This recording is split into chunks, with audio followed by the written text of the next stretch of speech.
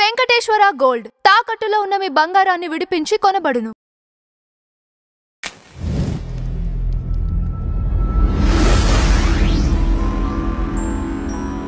మనం కొన్ని టెంపుల్స్కి వెళ్ళినప్పుడు టెంపుల్స్లో విరాళాలు కానీ లేదా ఇంకేమన్నా ఇవ్వడం కానీ పెద్ద పెద్ద టెంపుల్స్లో ట్యాక్సులు పే చేయడం కానీ ఇట్లాంటివి చాలా రూల్స్ అండ్ రెగ్యులేషన్స్ ఉన్నాయి.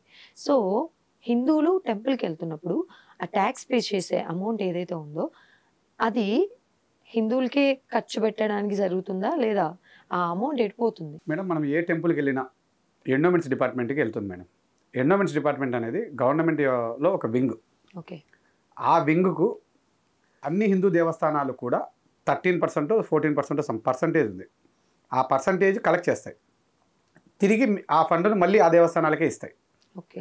ఆ 13-14% ఎందుకు కలెక్ట్ చేస్తారు అంటే వాళ్ళ యొక్క జీతభత్యాలకు ఇంకో వాటి కోసమని వినియోగిస్తారు.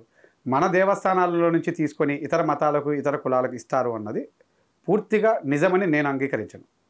మనం కట్టే పన్నుల్లో నుంచి వాళ్ళకి ఇస్తున్నారు అనేది రైట్. దేవస్థానాల ద్వారా పోతుందనేది వేరు, మనం కట్టే పన్నుల్లో నుంచి పోతుందనేది వేరు. దేవస్థానాల నుంచి ఇతర మతాలకు వెళ్తుందనేది నాకు తెలిసి అయితే కరెక్ట్ కాదు. అలా ఎవరు కూడా ఇప్పుడు దేవస్థానాల్లో ఎండోమెంట్స్ డిపార్ట్మెంట్లో ఉండేది కూడా హిందువులే, వేరే వాళ్ళు ఎవరు ఉండరు, వేరే మతాలు కూడా ఉండవు అందులో. అటువంటిప్పుడు వాళ్ళు అంగీకరించారు కదా, వాళ్ళు మనకు తెలియజేస్తారు కదా, అలా జరుగుతుంది. ఎస్సీ ఎస్టీ ఏదైతే ఉంటారో వాళ్ళు చర్చికి వెళ్తే క్రిస్టియన్స్ అయినట్టు కాదు, వాళ్ళు హిందువులోనే అని చెప్పేసి. సో అసలు ఏ విధంగా మనం గుర్తించాలి? మీరు చెప్పిన దాంట్లో కొద్దిగా క్లారిటీ లేదు మేడం, నేను మీకు క్లారిటీ ఇస్తాను మేడం. యాక్చువల్గా హిందూ అనే వాళ్ళకి మాత్రమే ఈ ఎస్సీ అని కానీ ఎస్టీ అని కానీ వర్తిస్తుంది మేడం. వీళ్ళు ఎవరైతే ఎస్సీలు గాను ఎస్టీలు గాను హిందూగా ఉండింటారో వాళ్ళు కానీ చర్చికి వెళ్తున్నట్టయితే బాధ్యతం తీసుకొని ఉంటే వాళ్ళు క్రిస్టియన్ ఆచారాలను పాటిస్తూ ఆ క్రిస్టియన్ చర్చికి డబ్బులు చెల్లిస్తూ ఉన్నట్టయితే they belongs to Christianity, they are no more Hindus. అట్లా వాళ్ళు ఉన్నట్టయితే వాళ్ళకు ఆ ఎస్సీ హోదా పోతుంది అని గవర్నమెంట్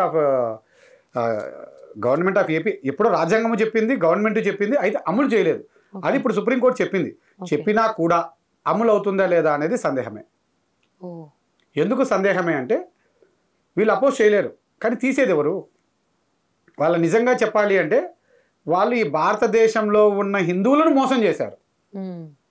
తప్పుడు ధృవీకరణ పత్రాలు. నువ్వు క్రిస్టియానిటీ అన్నప్పుడు you are a believer for Yesu Prabhu. Then నువ్వు ఆ మతంలో ఉన్నప్పుడు నువ్వు హిందూ అని ఎలా చెప్పుకుంటున్నావు? అది నువ్వు ఈ నిజమైన హిందూకు నువ్వు మోసం చేసే ద్రోహం చేస్తుంటే కదా, అతని హక్కుల్ని నువ్వు లాక్కోవడమే కదా, దేశద్రోహమే కదా. నువ్వు ఈ ప్రజలందరినీ ఇండైరెక్ట్గా నువ్వు చంపడమే కదా, వాళ్ళ హక్కుల్ని తీసుకోవడం. సో దట్ వాళ్ళు ఖచ్చితంగా తీవ్రవాదుల కిందకే లెక్క. ఆ విధంగా వాళ్ళు తీసుకోకుండా వాళ్ళు స్వచ్ఛందంగా, ఇప్పుడు గతంలో స్పష్టమైన తీర్పులు లేవు, ఇప్పుడు స్పష్టమైన తీర్పు వచ్చింది. ఇప్పుడైనా సరే వీళ్ళందరూ మేము క్రిస్టియానిటీ స్వీకరించాం కాబట్టి మేము బీసీసీ కిందకి వెళ్ళిపోతామని సర్టిఫికేట్ తీసుకోమని చాలు. ఓకే. గతంలో జరిగిన దాన్ని ఇప్పుడు మనం ఏమీ చేయలేం, మార్చలేం. ఇప్పుడైనా సరే నువ్వు బీసీసీ సర్టిఫికేట్ తీసుకో, బికాస్ నేను క్రిస్టియానిటీ స్వీకరించాను. ఇక్కడ ఉన్న లోపం అంతా ఒకటే మేడం, గవర్నమెంట్ది తప్పు, వాళ్ళది కాదు. ఏంటంటే ఈ సర్టిఫికేట్ ఎస్సీ సర్టిఫికేట్ ఇచ్చేది ఎవరు? గవర్నమెంట్ ఏ పారామీటర్స్ చూసుకొని ఇచ్చింది? ఏ పారామీటర్స్ లేవు. వాళ్ళు ఇంటికి వస్తారు, వాళ్ళు వీళ్ళు చెప్తారు, ఇచ్చేస్తారు. ఏంటది? అదే ముస్లింకి వచ్చేటప్పటికి మసీదులో నుంచి వాళ్ళు ఇతను మా ముస్లిం అని ఒకటి ఇస్తారు, క్రిస్టియన్కు అతను మా బాబిజన్ తీసుకున్నాడని ఒకటి ఇస్తారు.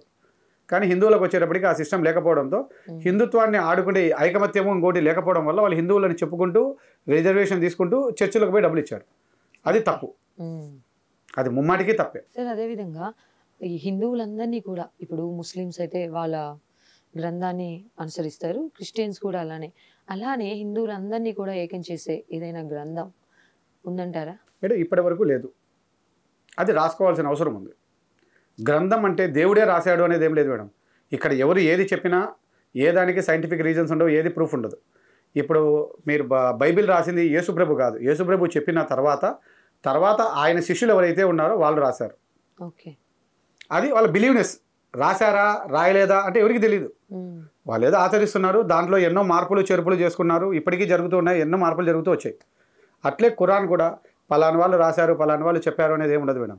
వాళ్ళు దాన్ని బిలీవ్ చేస్తున్నారు, ఆ బిలీవ్నెస్ ప్రకారంగా వాళ్ళు జీవిస్తున్నారు. అది మనకి ఎటువంటి అభ్యంతరం లేనంత కాలం మనకి ఏ ఇబ్బంది లేదు. ఈ ఖురాన్ కానీ బైబిల్ కానీ వాళ్ళ మత విశ్వాసాల మేరకు ఇతరులకు ఎటువంటి హాని కలగకుండా ఇబ్బంది కలగకుండా వాళ్ళు జీవిస్తున్నంత కాలం ఎవరికి ఏ ఇబ్బంది రాదు. సార్ అదే విధంగా భారతదేశంలో ఉన్న వారందరూ కూడా హిందువుల కిందకి వస్తారా? ఎందుకు వస్తారు మేడం? భారతదేశంలో ఉన్న ప్రతి వాళ్ళు హిందూ కాదు. ఓన్లీ హిందువులే భారతీయులా? ఖచ్చితంగా హిందువులు మాత్రమే Indians. Because they do not have a clear cut religious. నేను క్రిస్టియన్, నేను బుద్ధిజం, నేను ముస్లిం, నేను జైన్ అని చెప్పుకుంటున్నారు. బట్ హిందూ అట్లా ధైర్యంగా చెప్పుకునేదానికి ఒక గ్రంథం లేదు కాబట్టి మనం చెప్పుకోవడం లేదు. మన గ్రంథం ఏంటి? కాన్స్టిట్యూషన్. మనం కాన్స్టిట్యూషన్ మేరకు జీవిస్తున్నాం. So that we are true Indians.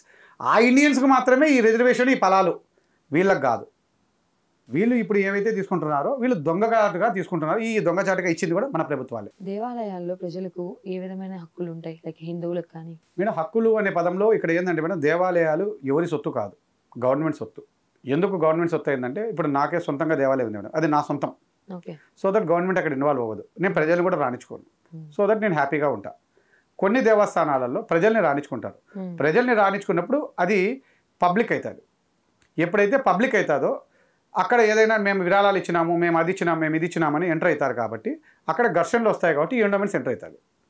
ఇప్పుడు మీరు అశోక్ గజపతిరాజు గారి మీరు అక్కడెక్కడో చూసారంటే అవి వారి దేవస్థానాలే, కానీ వాళ్ళు పబ్లిక్ నుంచి విరాళాలు తీసుకుంటూ పూజలు చేసుకుంటున్నారు. కాబట్టి అక్కడ గవర్నమెంట్ ఎంటర్ అయింది. ఇంకొన్ని చోట్ల ఎవరో రాజులు కట్టించుంటారు, దానికి ఎవరు యజమానులు ఉండరు. అటువంటి చోట ఆనాటి కాలంలో ఒకడో ఇద్దరు జమీందారులు, ఆ ఊరి పెద్దలో దాన్ని పరిపాలన చేస్తూ ఉంటారు. తర్వాత కాలంలో వీళ్ళకి ఆధిపత్యాలు వచ్చి ఘర్షణలు రావడంతో దేవస్థానం ఎండోమెంట్స్ అనే డిపార్ట్మెంట్ వచ్చి ఆ దేవస్థానాన్ని తీసుకుని వాటి నిర్వహణ చేస్తుంది. నిజానికి ఎండోమెంట్స్ డిపార్ట్మెంట్ అనేది ప్రజల్లో ఎన్నికలు, ఆ దేవస్థానాలకు ఎన్నిక జరిపేదానికోసం ఉంది, కానీ పరిపాలన చేసేదానికి లేదు. ఓకే. అయితే మనలో అవగాహన లేక ఆ విధంగా జరుగుతుంది.